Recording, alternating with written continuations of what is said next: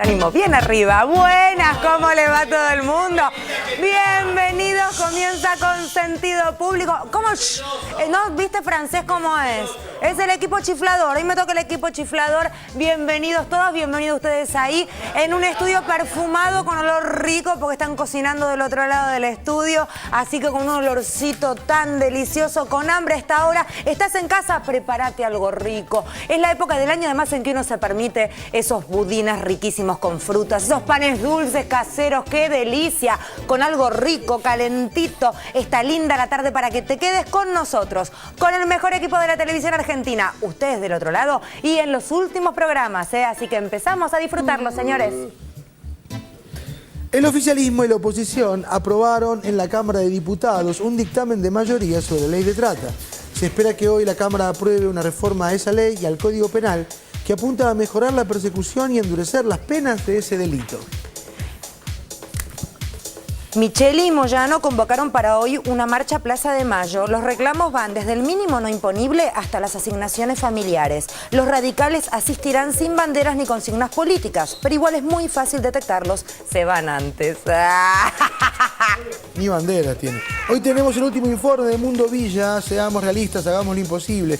Un informe lleno de mensajes y buenos deseos de habitantes de las villas. Tenemos dos invitados para hablar de este tema también aquí en esta tarde, Tenemos de todo, porque además Mariana te va a contar todo lo que tiene que ver con la lectura de los fundamentos del fallo de la causa de Marita Verón, que en fin, anoche hubo problemas técnicos, así lo definieron, hoy lo comenzaron a leer una especie de síntesis a partir de las 10 de la mañana, así que Marian te va a contar exactamente todo. Además, polémica por Gran Bretaña bautizando un sector de la Antártida que, según la visión argentina, es Antártida Argentina, según la visión americana de Gran Bretaña es otra. De eso vamos a estar hablando también. Interesante la polémica, Vamos a tener además la programación del Teatro Colón para el año que viene. Tiene todo Osvaldito para que vos puedas organizarte, Reina. ¿Estás bien, Osvaldito? Odio el diminutivo, lo detesto.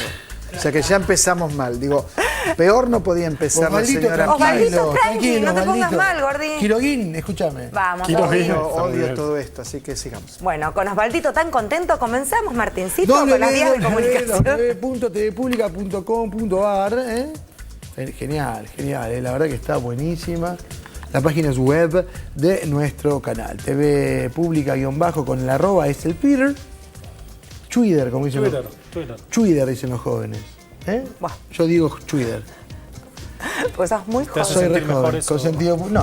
Con sentido público es nuestro Facebook. Ahí nos tienen.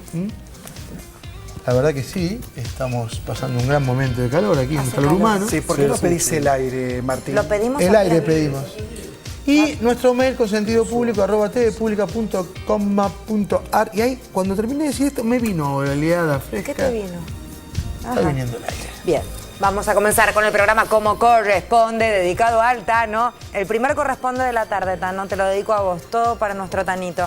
Ley de trata, a ver, hubo dictamen y se debate en este momento, ¿no? Está realizándose el debate en el recinto. ¿Cómo viene la mano? Cuénteme, me parece que no hay demasiado. Se va a aprobar, duda, hay un supuesto. acuerdo. Ayer se firmó el dictamen de mayoría favorable a este proyecto que venía con media sanción del Senado, aprobado a mediados del año pasado. Había perdido estado parlamentario con la finalización de las sesiones ordinarias y a raíz de la absolución generalizada de los 3 imputados en el caso de Marita Verón, la presidenta lo incluyó entre los temas a debatir en extraordinarias. Con esta prórroga, ¿verdad? Con esta extensión. Se empezó a debatir hace un par de horas, está previsto que haya unanimidad.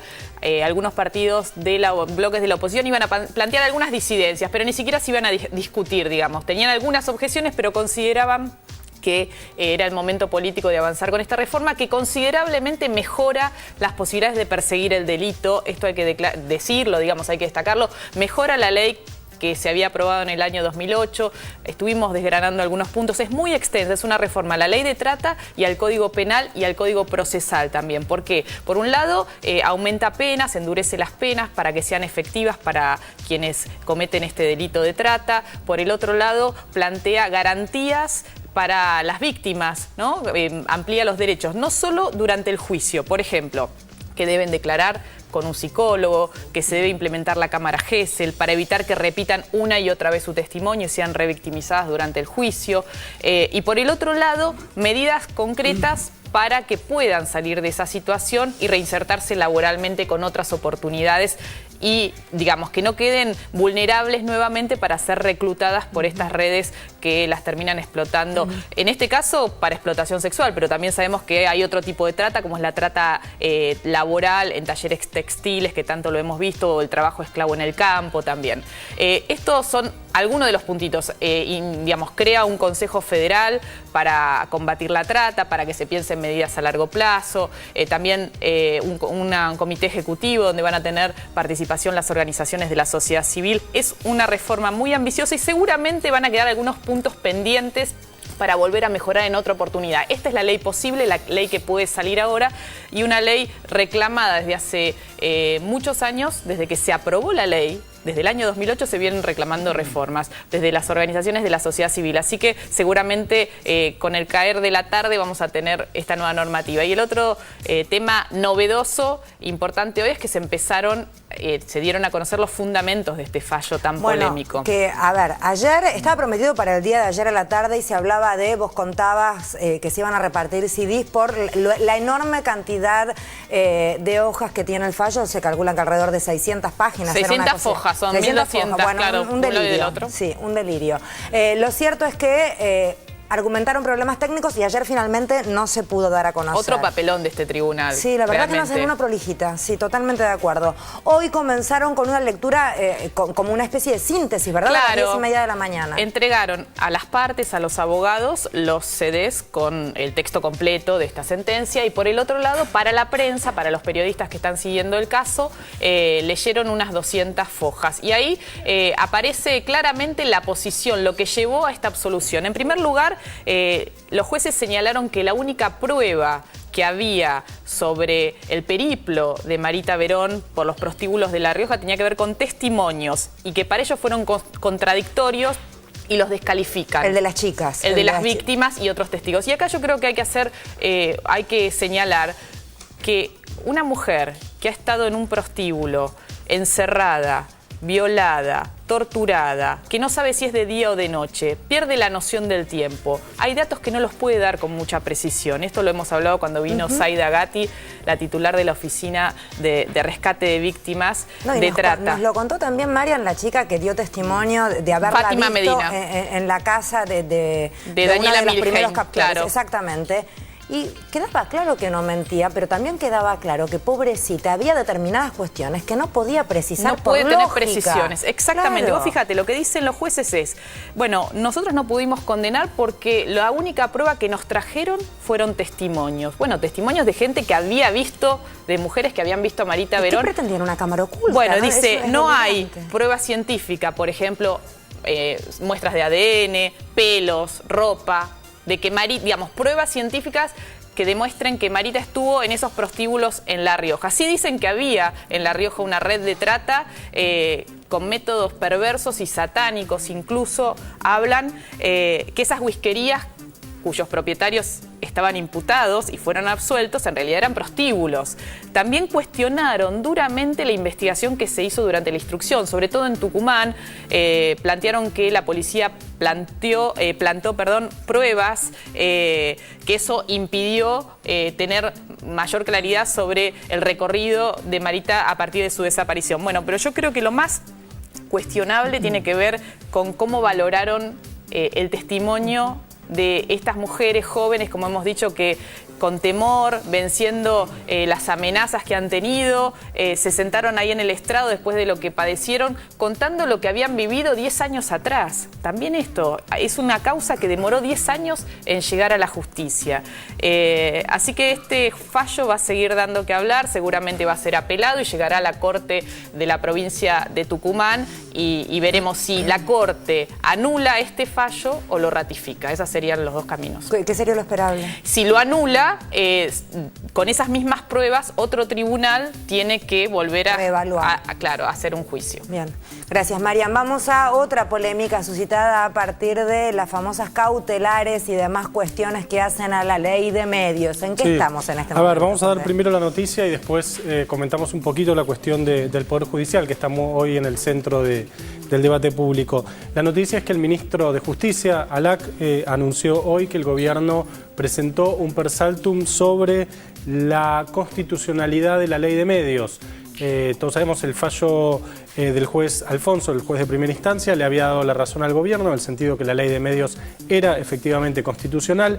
Ese fallo fue apelado por el Grupo Clarín, el fallo fue a parar a la Cámara Civil y Comercial. El gobierno, vía per saltum, está pidiendo a la Corte que se saltee la instancia de la Cámara, eso es un per saltum, es saltearse una instancia, y que se aboque directamente a tratar el fondo de la cuestión. ¿Para qué se pide esto? ¿Por qué se pide esto? Se argumenta, que esto es lo que reglamentó en su momento la ley de per saltum, que la situación de gravedad institucional en la que está, en la que se ha puesto la ley, digamos, una ley sancionada por el Congreso con todas las garantías y demás, que está frenada hace 3 años, creó una situación de gravedad institucional que es tan terrible que hace que la Corte se tenga que abocar directamente a tratarla. Por eso el gobierno pide el per saltum. Ahora, la Corte tiene también el otro aspecto de la cuestión, que es la famosa cautelar. La cautelar que había sido aprobada por la Cámara, por la misma Cámara, digamos, a la que estamos haciendo referencia, por la Cámara Civil y Comercial, la Sala 1 de la Cámara Civil y Comercial. El gobierno, vía recurso extraordinario, también logró que la cautelar fuera a la Corte. Es decir, que en este momento la Corte Suprema de Justicia de la Nación tiene en su poder la capacidad de decidir sobre los dos aspectos centrales que están en discusión en cuanto a la aplicación de la ley de medios. Por un lado, la cautelar, que es la que frena la aplicación, la ley de los artículos cruciales de la ley de medios no se están aplicando por esta cautelar, y por el otro lado, el fondo de la cuestión, es decir si la ley es constitucional o no, con lo cual se acabaría ya la discusión porque la Corte ahí decide y ya no hay instancia de apelación, más allá de que Clarín pueda hacer algún tribunal internacional o interamericano. Cuando el otro día fue Sabatella, él comenzó el oficio, digamos. Claro, lo que pasa es que en ese momento la cautelar había caído, porque el juez Alfonso, porque el gobierno había apelado a la Corte. Lo que pasa es que después, porque el juez Alfonso había declarado la constitucionalidad de la ley. Entonces ahí, entonces suspendió la cautelar que había presentado la Corte. Como el gobierno apeló el fallo, como Clarín apeló el fallo de Alfonso, eso fue a la Cámara, y entonces se volvió a suspender la cautelar, y ahora las dos cuestiones están en la Corte. Por un lado la cautelar, por el otro lado la constitucionalidad. ¿Sabes qué? Me parece que sería interesante todo el recorrido para hacer un juego de mesa, ¿viste? Sí, que avanza, tres casilleros, retrocede.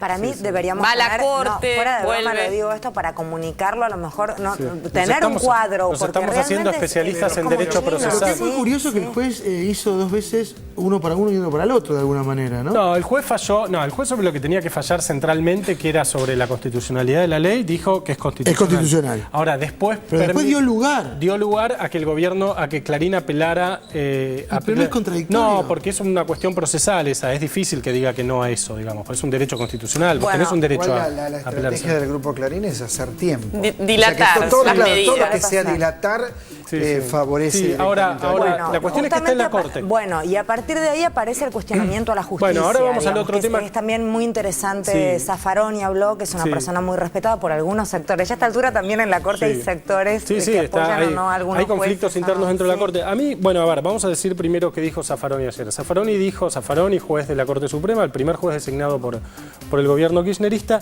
dijo que la idea de que los jueces se elijan por voto popular es una locura. Esto fue la palabra textual de Zaffaroni. Hay un reclamo, que me parece que es un reclamo de la presidenta, pero también un reclamo de una parte importante de la sociedad, que es de algún modo democratizar el Poder Judicial. Democratizar, hacerlo más transparente. Esto surgió a partir del caso de Marita Verón, la impunidad en la que cayeron todos los acusados, el modo también en el que se leyó la sentencia, el modo en que fueron tratadas las víctimas y demás. Bueno, a partir de ahí hay un reclamo que me parece un reclamo válido y que cabe escuchar y sobre el cual hay que trabajar para democratizar el Poder Judicial, y sobre todo para hacerlo más transparente, para que los fallos se entiendan más, para que los jueces tengan de algún modo que rendir cuentas de lo que hacen y demás. Todos sabemos, lo hemos dicho en este programa, el Poder Judicial es el único poder que no se elige mediante el voto popular, cosa que sí pasa con el Poder Legislativo y sí pasa con el Poder Ejecutivo, el Poder Judicial no. Es un poco, perdón, Sí, bueno, es un poco peligroso. Bueno, Exacto. ahí vamos a la segunda A cosa. ver, yo digo, ¿no sería más... ¿En este momento es por concurso? ¿Cuál es el criterio de este momento? En este momento los jueces son elegidos por el Consejo de la Magistratura, que eleva una terna que decide la presidenta. Tienen que dar un examen. Pero hay un concurso. Y eso hay un Concurso, examen que te da sí. unos puntos. Pero no está Exacto. funcionando. No Bueno, está el problema es que el Consejo de la Magistratura, esos son los jueces que no son los de la Corte. Los de la Corte los designa el presidente con acuerdo del Senado, como fue siempre. El problema es que el Consejo de la Magistratura está vacante. Por eso hay un montón, no me acuerdo ahora, pero es como el 20% de los juzgados están vacantes. Por eso tenemos todo este lío de las subrogancias, también hemos hablado mucho de eso. Porque el Consejo de la Magistratura, tal como está conformado ahora, el Consejo de la Magistratura está conformado por el Poder Ejecutivo, por representantes de los bloques en el Congreso, tanto del oficialismo como de la oposición, por los representantes de los jueces y por los representantes de los abogados. Tal como se hizo la conformación actual de 13 miembros, hay un empate. Entonces, no es posible designar un juez. El juez que propone uno lo veta el otro y demás. Ahora, lo que decía Osvaldo me parece que es interesante, porque una cosa es tratar de democratizar, de hacer más transparente, de quitarle opacidad al Poder Judicial, y otra cosa es caer en lo que Zaffaroni, con buen criterio desde mi punto de vista, llamó ayer la demagogia judicial, digamos. O sea, ¿cuál es la línea que separa eso del linchamiento? Esa es la cuestión. En los países donde rige esto, el juez hace discursos para que lo voten, digamos, puede tomar actitudes. En general los jueces no se eligen en casi ningún país del mundo, se eligen los fiscales. En Estados Unidos, en algunos estados de Estados Unidos, se eligen los fiscales. Ahora, el fiscal no juzga, el fiscal acusa. Entonces, los jueces, hasta donde yo sé, hay muy pocos casos, y los casos que se han hecho han fracasado jueces elegidos por voto popular. Porque es un tema que es que...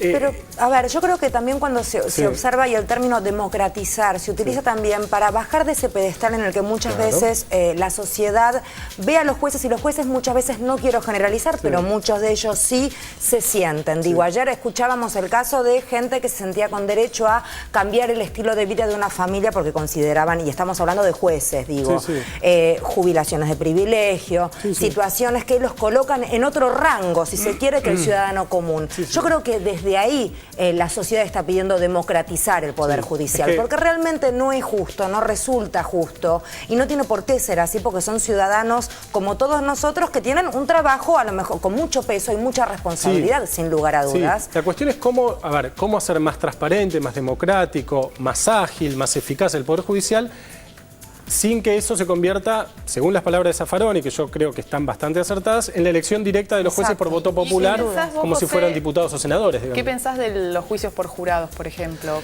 Que integren ciudadanos estos jurados. Mira, en principio, en Estados Unidos, que es el país donde hay una tradición más fuerte del juicio por jurado, me parece que en general funciona bien. Ahora, hay también empieza la cuestión de cómo se inciden los jurados. Lo hemos visto, hay una película, no me acuerdo ahora el nombre, El Jurado se llama, que te cuenta de manera muy didáctica cómo los abogados, sobre todo los grandes estudios, los abogados que tienen más plata y demás, investigan los antecedentes de los jurados. Los jurados en Estados Unidos creo que son 12 en cada jurado, se reúnen y tienen que tomar un fallo. O cómo investigan los antecedentes de cada jurado para ver cómo pueden influir en él, si hay un jurado que es conservador, otro que es progresista, cómo están, etcétera. Entonces, también tiene sus bemoles el juicio por jurado. Yo no creo que sea la solución perfecta. Ahora puede ser un avance. Hay un tema ideológico que me parece que se vio en el tema Marita Verón, digamos, si el jurado, si el juez, perdón, es machista, es cavernícola, y bueno, no le va a creer. Ese es otro punto. Por ejemplo, yo creo a quienes deberían verles que en creído, determinadas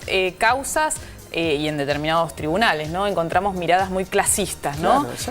La poca empatía con la persona que es víctima. En el caso concreto de Marita Verón, yo creo que hubo un tema de clase, ¿no? Machista y de clase de quienes escucharon los testimonios y que desconocían completamente lo que es la problemática de la trata, lo que vive una víctima, qué situaciones atraviesa, cómo puede quedar esta cuestión de no retener detalles, no poder hacer un relato con tanta precisión como en otras circunstancias y no ponderar otras pruebas como el contexto, los indicios para poder determinar si un hecho ocurrió o no ocurrió. Pero aquí vino alguien que explicó que les había contado Zaida cómo Gatti, vivían por claro. eso, y no lo tomaron en cuenta. No lo tomaron en cuenta por un tema ideológico Sí, el Poder y por Judicial- una manera de ver el mundo. no lo Bueno, tomaron a en ver, cuenta. es habitual que si uno tiene algún tipo de causa de algún tipo, te digan, vamos a ver qué juez te toca, porque en este juzgado, digamos, pasa mucho Sí, esto. la familia judicial, Como- ¿no? Quienes exacto. están en los grandes Exactamente. estudios que tienen parientes dentro del Poder Judicial. Y esto es cierto, esto Exacto. ocurre. Sí, hay y un quienes tienen entramado. más poder Bueno, tienen más posibilidad de Recordemos influir sobre que no, o caer en no estos hace lugares. tanto tiempo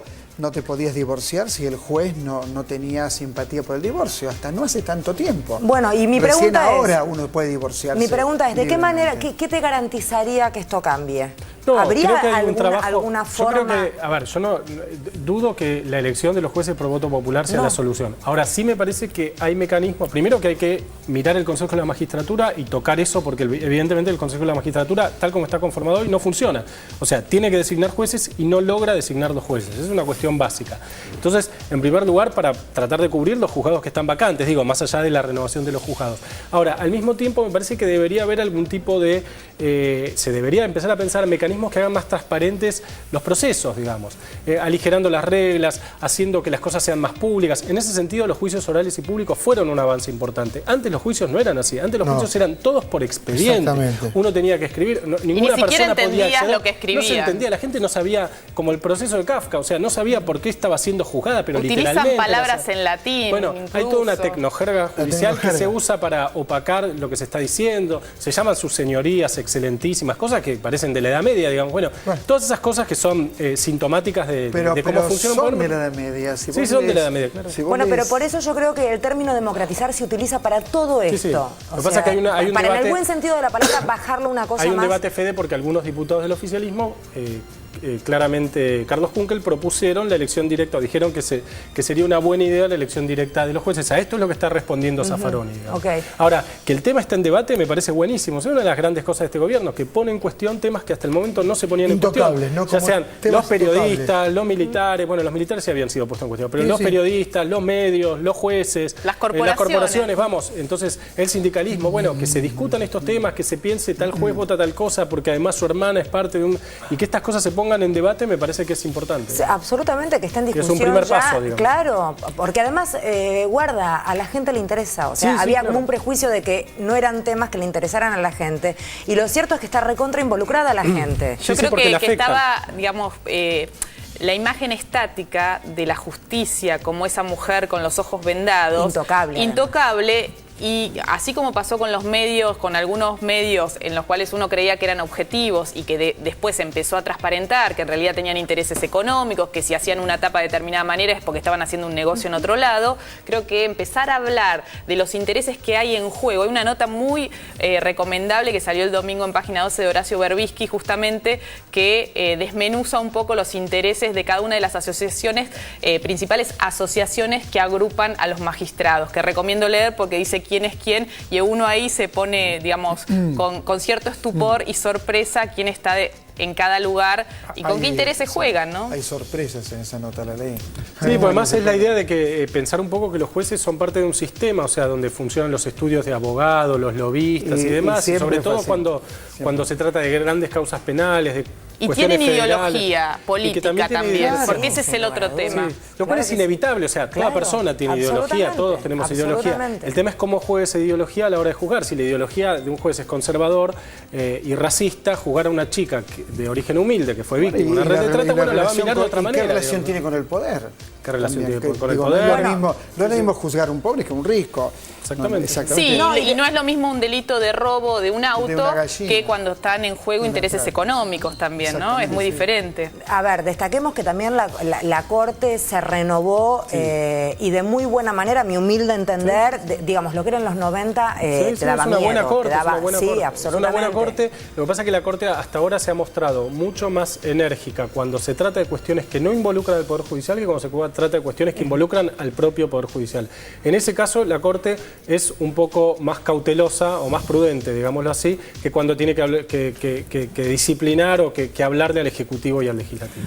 Vamos de tema polémico en tema polémico porque ahora vamos a hablar de Gran Bretaña y la noticia se lee así, yo te la leo tal cual, el bautismo de un territorio argentino con el nombre de la reina. Esa es la noticia, ese es el titular. A ver, escucho tu desmenuzamiento si cabe el vamos a ir término. por partes.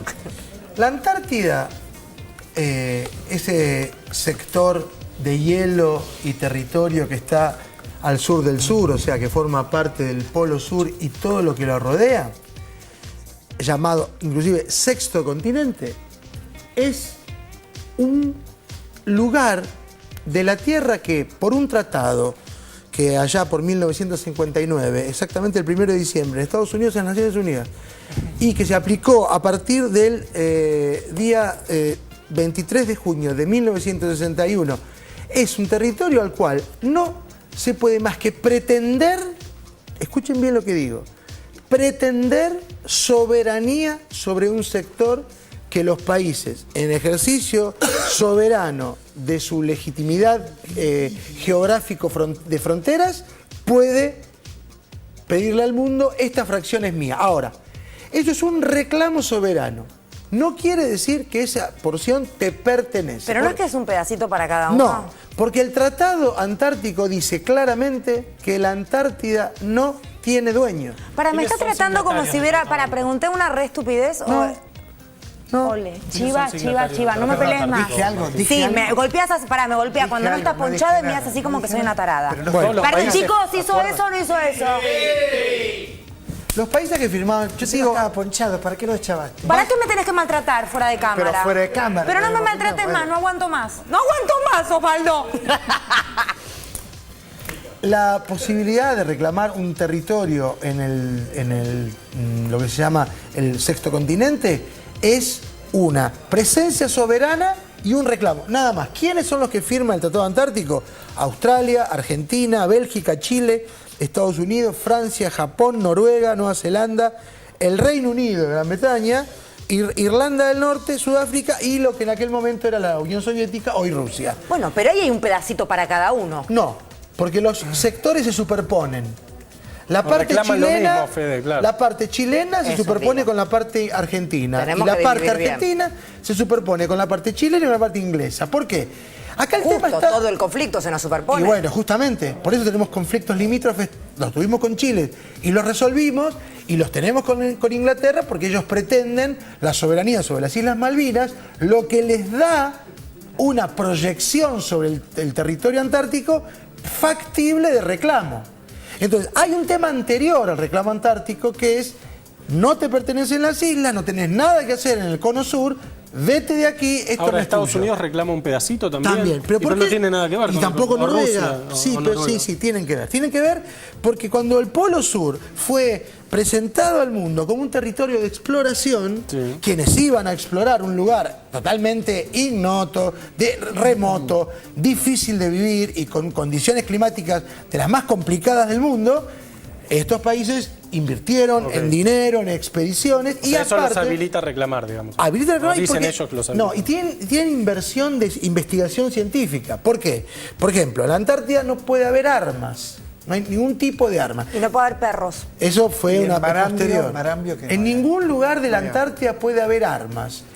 A partir del 1990 se sacaron todas, no entran más cañoneras, ningún tipo de barco con armas, nada con armas puede entrar. Ah, no sabía No, eso. no, las bases no están armadas. ¿Y si te ataca un oso polar? No hay osos en el hemisferio sur. No, si quieren hablo en serio, si no hago chistes que me salen te bárbaros. pregunté, ¿no? La verdad, a mí me parece un tema interesante porque hay mucha distorsión en relación al tema antártico. Fui 5 veces. Pero igual a es una Antártida. reserva biológica muy importante, digamos, no es un detalle menor. No, por ejemplo, es la reserva de agua dulce más grande del mundo.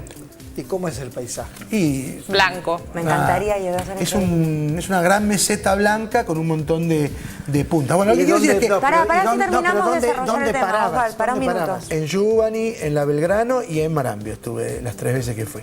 De hecho, transmití para este canal de Yubani en vivo durante 45 minutos. Tengo el récord. Soy el tipo que más tiempo al aire estuve de la Antártida. 3 veces, no 5. 5. A ver, 2 veces a 2 cuestión, lugares. este reclamo, este rebautismo, ellos le pusieron tierra de la reina Isabel. Sí, porque se cumplen ¿verdad? 60 años del reinado de la reina Isabel, Sí. y como un gesto de cariño, los ingleses, el Foreign Office, dijo que el territorio reclamado por Gran Bretaña se va a llamar territorio de la reina Isabel. Y entonces, entre los reclamos es que no se le puede poner nombre a algo que no lo tenía. Y yo dije en la mesa antes de empezar el programa, mentira, hay nombres. El sector antártico chileno le ponen Antártida chilena, y el sector argentino le ponemos Antártida argentina. ¿Pero es todo el mismo pedacito? Claro, coinciden, Ok. coinciden. Ok. Por eso el reclamo. En realidad no debiera llamarse de ninguna manera, Ok. según el Tratado Antártico, que la Argentina, junto a estos países que yo nombré, firmó. Y otro tema es que los reclamos no se pierden.